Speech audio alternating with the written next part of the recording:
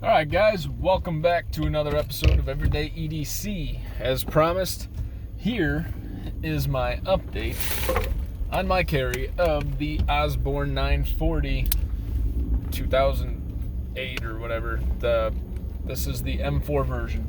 Yesterday, I did my intro filming to the unboxing, and I actually didn't get a chance to do my initial thoughts. So I kind of carried it today, but I did all the hard work on it yesterday. Hold on one sec, not trying to die. I made, probably about 10 different cuts at work with it. Most of it was minor stuff. One of them was not bad, kind of going through some boxes and stuff like that too. So first impressions on just the Osborne in general, the 940 in general. This is a sweet, sweet little knife. The carry profile is fantastic. This is one of those that, especially this G10 model, which I'm assuming the other models are just as light or around the same weight range. Preferably, I actually kind of like this more than I like the Bug Out. The Bug Out is kind of like that small, short, fat style blade. This kind of just feels like a better version of the Bug Out, despite being nothing like it. I mean, it's just light.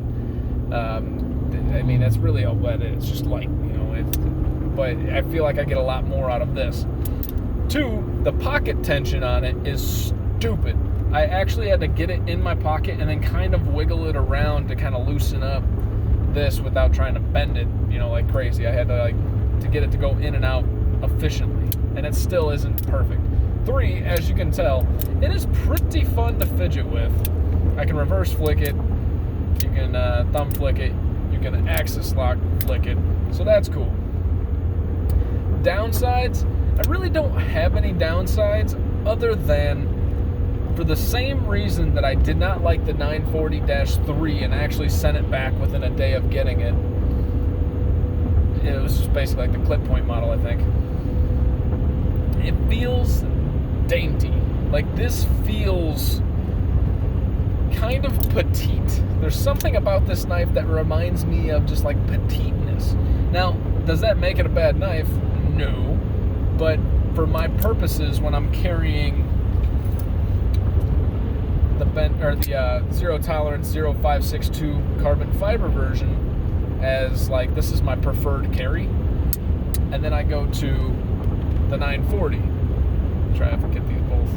I mean, it's totally different preferences.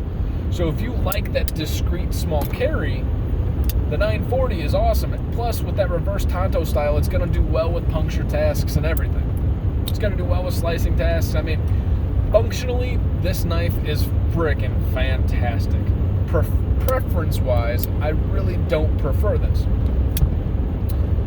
If I were to keep it, which I am not, I would definitely dye the scales. I am not a black on jade green or jade freaking G10 type of guy. I don't really prefer this look, although I don't think it looks bad, but I would definitely dye the scales. I have no idea what color I would dye the scales, maybe like a blood red or something like that, but yeah, so that's kind of my update. It's just a first impressions. I haven't gone through the nitty gritty of all this. I really don't have any qualms. I mean, the blade is still locked up just fine. The blade centering, which I don't know if you guys can see it, is just fine. There's no issues, and it's breaking in really nice as far as fidget factor wise goes.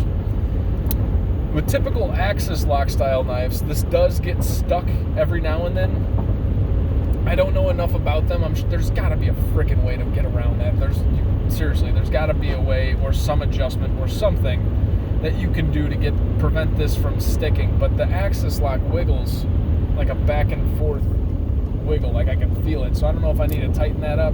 I just don't have enough experience with these, nor do I really want to mess with this knowing that I'm going to trade it.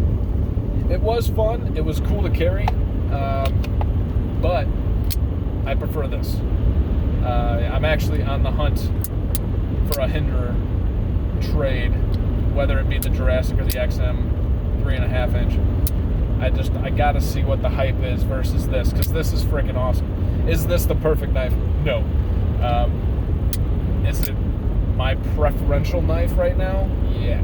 I prefer this over anything that I've had it reminds me of the off-grid knife Scorpion in that it's got this robust feeling and it's clicky and it's just nice, but it's still wide and it just feels just... I don't want a stabby knife, and I think that's kind of the reason why I'm not a huge fan of the 940, just preference-wise, not thinking it's a bad knife.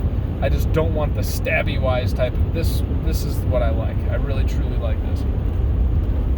That's really all I got.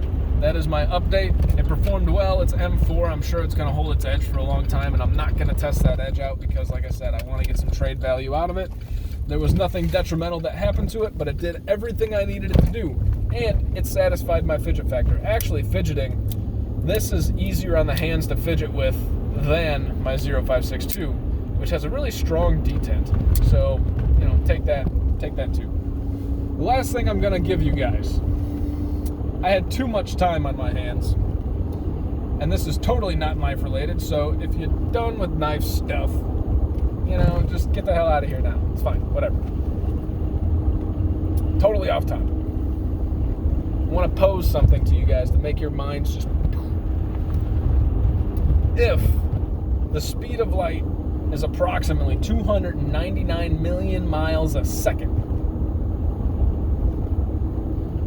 and the farthest known galaxy that we have ever seen or can somehow measure, or whatever the scientists actually get out of it, is 13.8 million light years away.